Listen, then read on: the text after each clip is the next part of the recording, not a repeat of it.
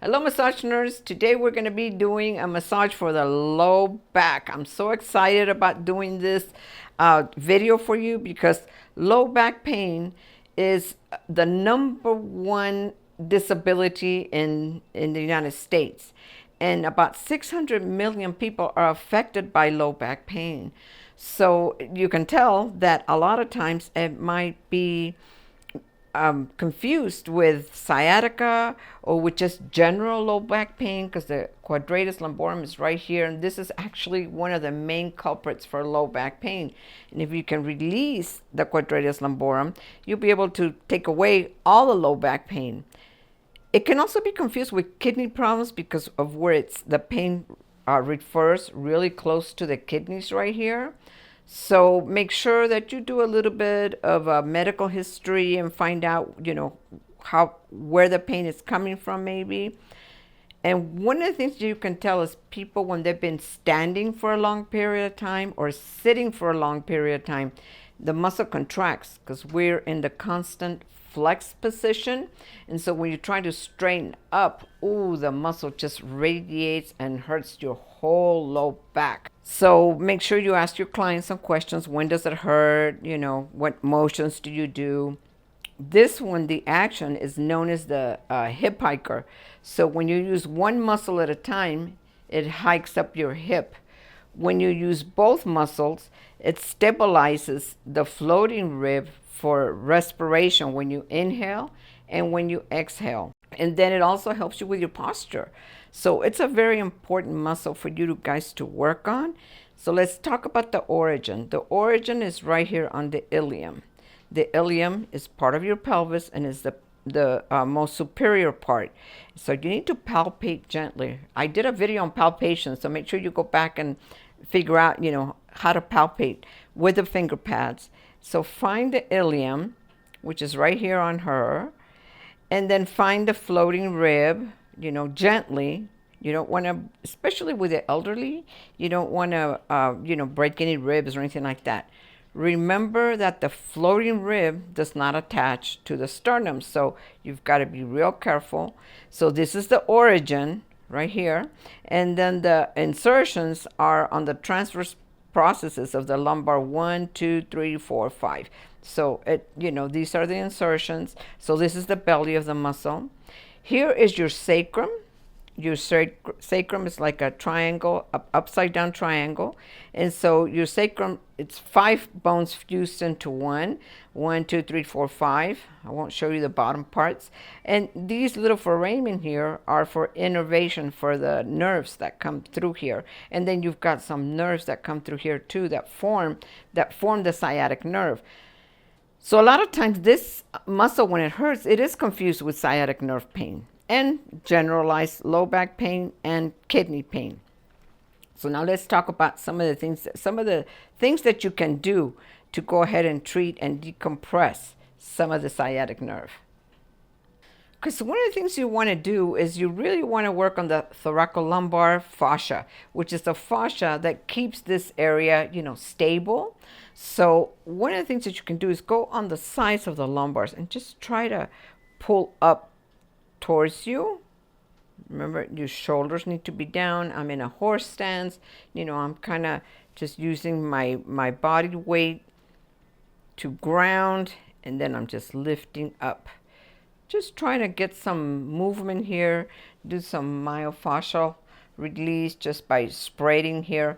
This is the sacroiliac joint between the sacrum and the ilium. This is a joint also that can cause pain on the low back. So you want to do some decompression. All I'm doing with my right hand and pushing away from me and with my left hand towards me. So you can hold this here for a couple of seconds and then go down the SI joint. You're trying to create some mobility here with the SI joint and the Iliolumbar ligament. The Iliolumbar ligament is from the L5 to the ilium, and this is a small little ligament right here on both sides that a lot of times is so tight and compressed. So one of the things that you can do is push away. Push away. I have hand over hand and just pushing on the ilium close to the lumbars, okay? just pushing away from me and holding it there for a couple of seconds. And you can even do some rocking back and forth. You're trying to create some movement, get those bones to loosen up a little bit. And of course, you would go to the other side and do it on the opposite side too. You can start from the middle, from the midline, and go back and forth. And I'm pushing towards her feet.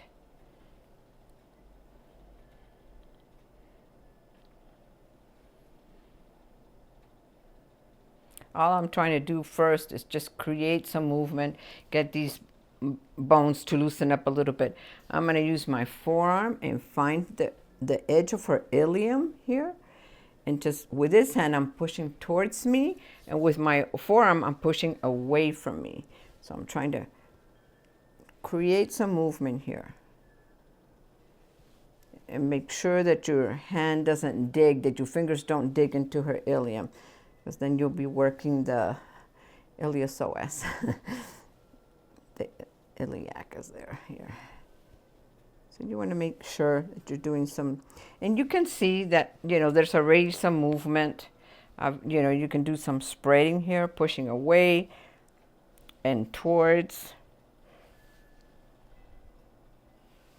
And then pushing down this way, separating. Another one that I like to do is the forearm across the sacrum. Warm up this tissue here. I call this the saw. This is a very good one. Just to go back and forth, really warms up the tissue.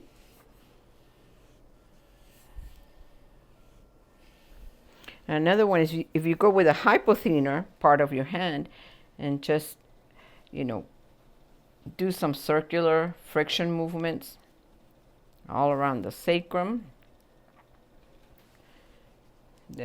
You can even get the gluteus maximus and medius and minimus from here, and even around here. But just remember to be careful not to press where the rib is, but maybe right at the belly of the muscle. And remember, the erector spinae are right here on the lateral side, all the way, all the way up. So you've got the Quadratus Lumborum is the deepest muscle in the back. So it is kind of difficult to get to. So you want to make sure that you're warming it up, and that you're warming up the erector spinae too, so they can start loosening up. And like I said, I'm just with the hypothenar part of my hand, or you can even do the thenar, but the hypothenar for me is a little bit easier. This is another one that you can do, just to create some movement here. Okay, so now I'm going to get a little bit more detail, and for that I am going to show you how to use the Lbar here, the flat Lbar.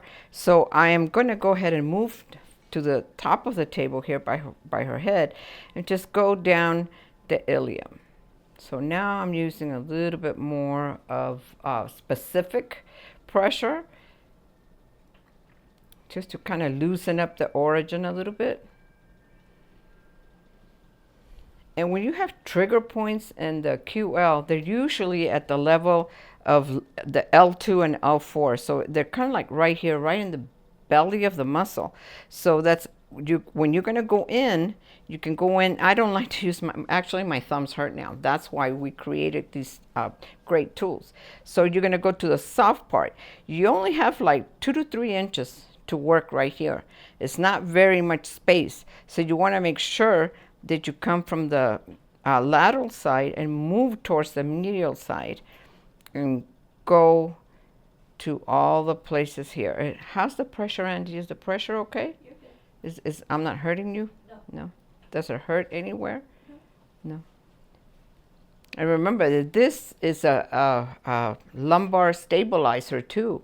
So if it's tight, or even if the opposite side is tight, it'll start pulling, away from you. So it's good to work both sides. Even if they feel the pain on this side, you must work the other side too. So this tool is great for getting to the belly of the muscle, getting really close to the, to the lumbars right here, and just to the transverse processes. Actually, for the transverse processes, I would use this one, the Beveled tool. you know, just to really get in there and scoop out. All I'm doing is scooping out. This is very detailed work. Somebody comes in with lumbar pain, I will probably spend the whole hour just working their whole back, the erector spinae, focusing mainly on the QL, the lat, you know, the lat originates here, the latissimus dorsi originates here too. So you're working through different layers, several layers. So here, and you lay this like at 45-degree angle, like this, and just kind of scoop out.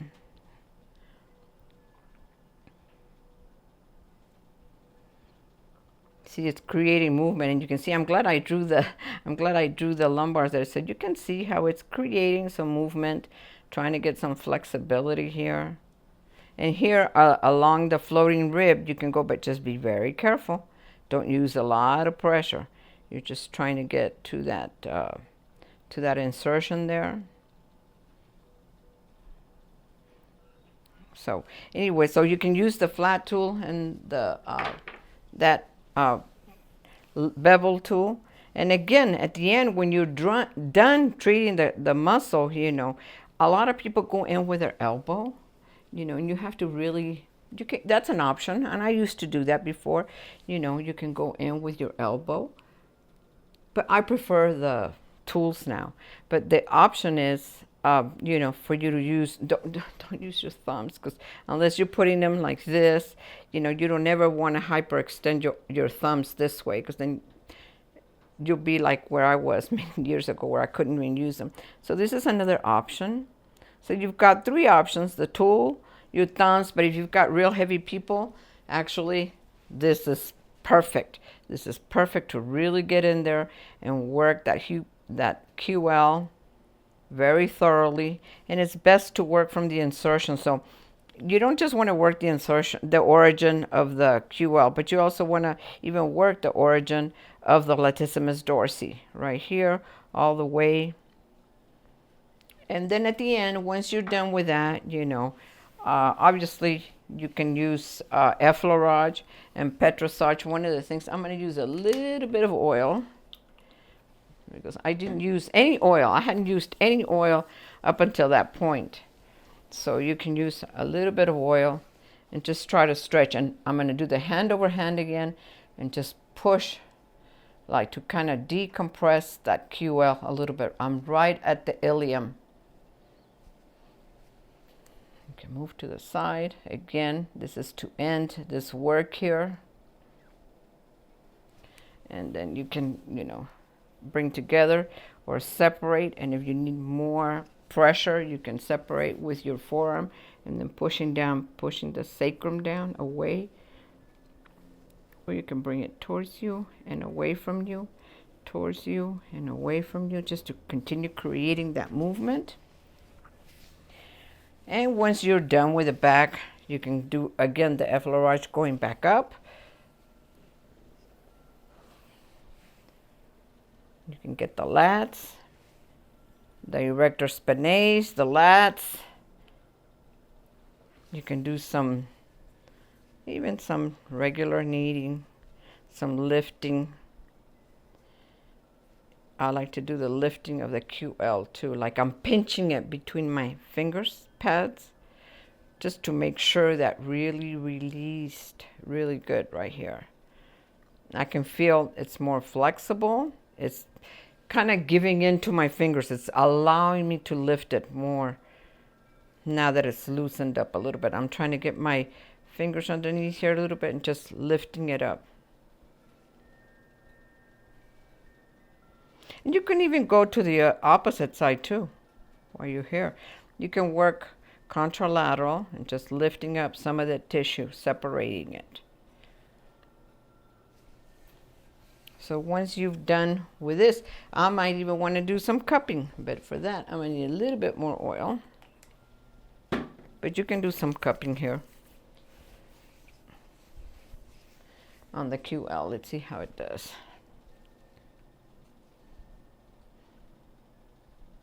You can move it.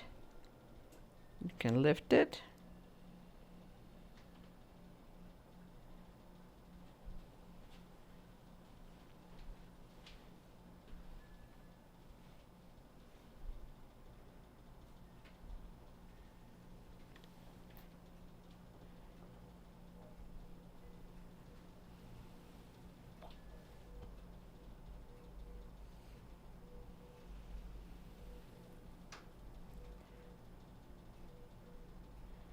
I like to move the tissue around more than leaving it stationary.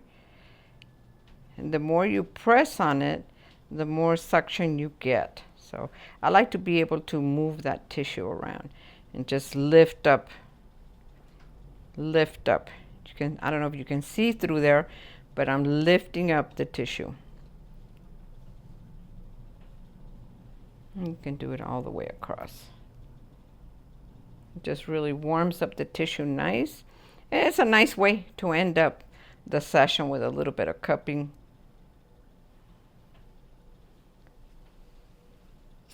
And then to finish it, you put your thumb or your finger underneath to lift it. So this is for the Quadratus Lumborum in the prone position. So now I am going to turn her sideline so you can see, because sideline is very important. It exposes the Quadratus Lumborum differently, and it, you know, gravity pulls some of the tissues away from the origin. So let's turn her sideline, then we'll continue. Okay, so now she's in the supine position, so make sure you have cervical support and that she has a pillow underneath between her knees. And usually I ask people to scoot towards that side of the table a little bit more so I can reach them better. But it's up to you. If you're tall, then you don't need to do that. But I do. I ask them to scoot that way. So make sure that their spine is straight. You know, you don't want them curling in a fetal position. That's another technique. But anyway, so I'm going to come around this way. And I try not to lose touch with my client. But look at how nice the QL is right here. So from this angle, again, you can push to try to decompress.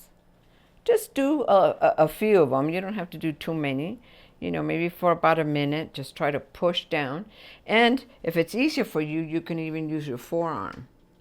And it really, you know, starts stretching out that, decompressing that QL. That's what you're trying to create, to elongate it a little bit more, because it's tight. It's been, you know, flexed for too long. So you can push with your forearm, and even you can push here. Do me a favor, Andy, can you put your arm over your head this way? Yes, and cover up. Really good. So this is one of the techniques that you can do. Is like, look, you can see if I push and pull at the same time with my arms. But the best one is if you can get your leg off the table. Just let it dangle there. And then, so I'm going to go ahead and do this stretching this way. So this is all I'm doing, pulling my forearms away from each other. I'm going right where her ilium is, and then right here, by her throat, you know, by where the arm and the shoulder blade are. But I'm not pushing on that glenoid fossa. I'm just going away from there. I'm pulling apart, stretching out that Quadratus Lumborum. So this is a good way to start when you put them sideline. Their leg off the table, the arm over their head, and then just spreading. And you can get closer here. You don't have to put your arm all the way up here, but even here, but just be careful here. Don't push down on those ribs, okay? Just slightly pulling apart. Another one that you can do is a pin and stretch. So I'm going to pin right at the, I can even pin with my fist because, you know, I don't want to put my wrist at a 90-degree angle. So I'm going to pin right at the origin. So, and then with my forearm, I'm going to pull. And then I'm going to ask her to try to, it's going to be an active stretch. So can you try to hike your hip? Yep, I'm trying to engage that QL. Okay, release. Okay. Okay, hype your hip again. Good. And I'm pinning it. I'm pinning the muscle. Okay, release. Okay, and then one more time. Let me get it right. Okay, hike. There you go. And then release. You can have them take deep breaths through that. I forgot to ask you, but she knows to take deep breaths. So this is a great one where you pin the muscle. You can even pin it with your forearm. You know, pin it with your forearm and then ask her to try to hike that hip up. You know, exactly. She's perfect. Okay, release. So you're pinning and stretching, and that's a great way to release that muscle. Okay, pin again and stretch and try to hike. Okay, perfect. Okay, release. Okay, so that's a pin and stretch, and you engage the muscle, and it all comes together. It starts releasing the thoracolumbar fascia and getting some more blood flow. Okay, you can put your leg back over the... Okay, now you're ready to work. And I like to tuck in the sheet underneath and make sure you tuck right here.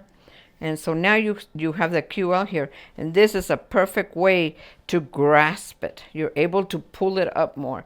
Grasp and just pull. That's all I'm doing, just grasping and pulling up on the QL, right on the belly of that muscle. And you can even move it back and forth. Moving that fascia, moving the thoracolumbar fascia, you know, just to really create some movement here, back and forth. And remember, you've got the erector spinalis, and this is another great way also to get to the iliolumbar ligament. This is where I do use my tool. I get the tool and I go to the iliolumbar ligament right here, where it's between, remember, ligaments connect bone to bone. So it's between the lumbar, number 5, and the ilium. So you want to push down, away, like you're trying to decompress it. So you're pushing away towards the floor, towards her feet, to the feet. Then again, you can go here all along the origin of the Quadratus Lumborum, and you even might as well get the lats here, the origin of the lat.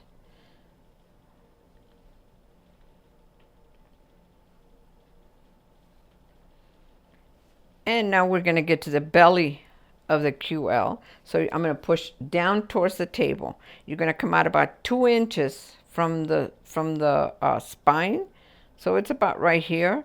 You find that soft spot. So here it feels hard. Right there starts dipping. So you go right there, and I'm pushing towards the table with a Lbar, with a flat Lbar. And you know, I don't have my trigger point. I don't have my trigger point tool here. I don't know where it's at. I just moved. So that's another good one to use right here, because it's a little smaller. It's a little smaller than this, and you can really get in there.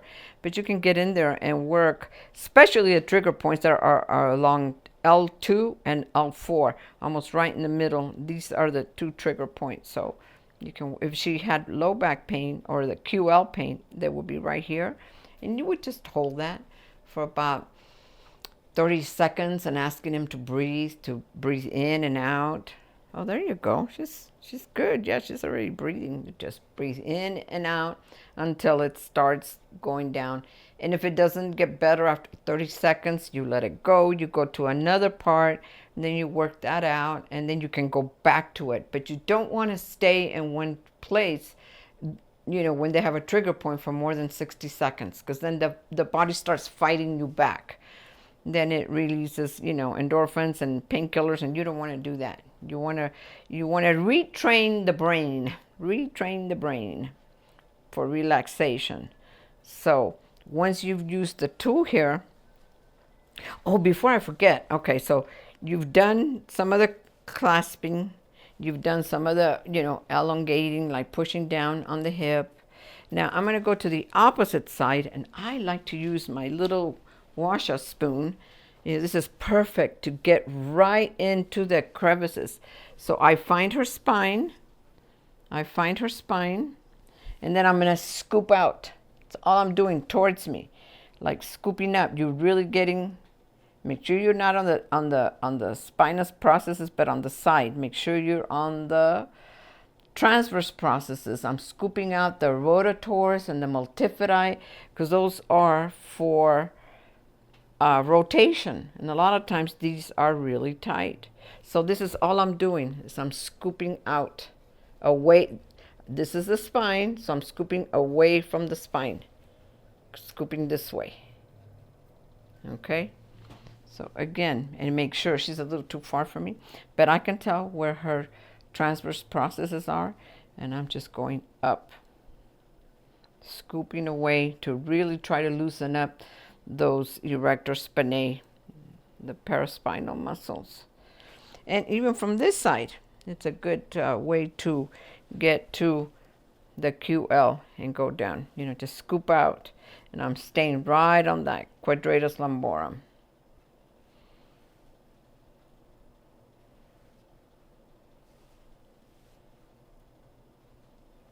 And even from this side, I could go down and push towards the table, right on the belly of the QL. Being careful again with a floating rib right here. You don't want to put too much pressure there.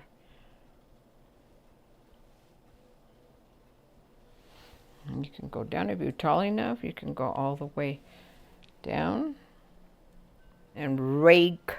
Just raking. That's all I'm doing. Raking across her back. Easing up when you come to the spinous processes.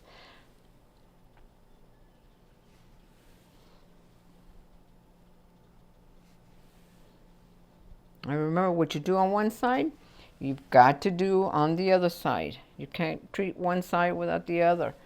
Because a lot of times one's really, you know, hypertense and the other one's trying to stretch out to compensate for the other side. So you've got to work both sides. And again, even from here, I can lift the QL.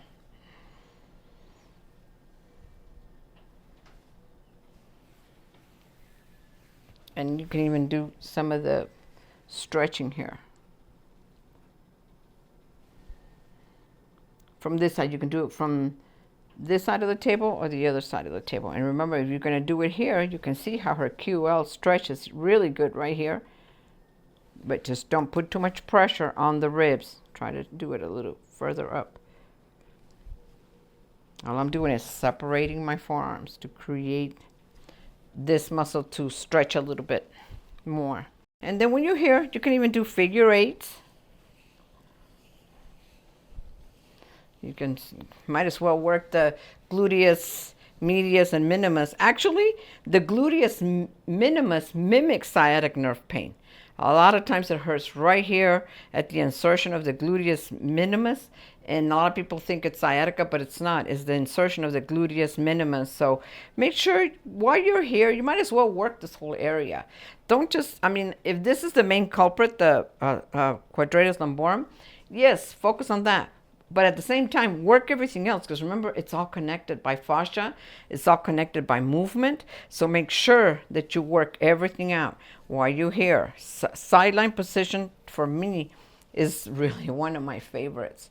So I've given you lots of tips to release the Quadratus Lumborum, hopefully help lots of your clients, because that is the #1 cause of people, you know, having low back pain. 600 million people have low back pain.